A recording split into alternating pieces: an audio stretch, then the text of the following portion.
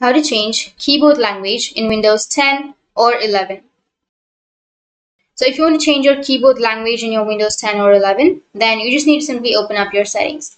So go with your settings, and under settings here on the left side, you will have time and language. Go with time and language, and here you will have an option of language and region. Simply click on that option.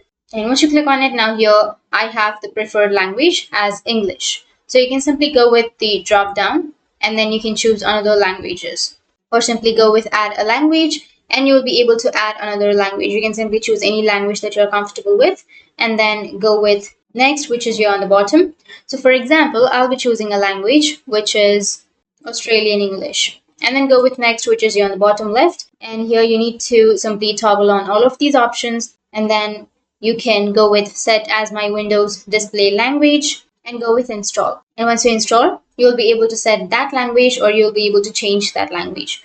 And once you added the language, you'll be able to choose that language as your default keyboard language or your computer language. So that's how you can change your keyboard language on your Windows 10 or 11.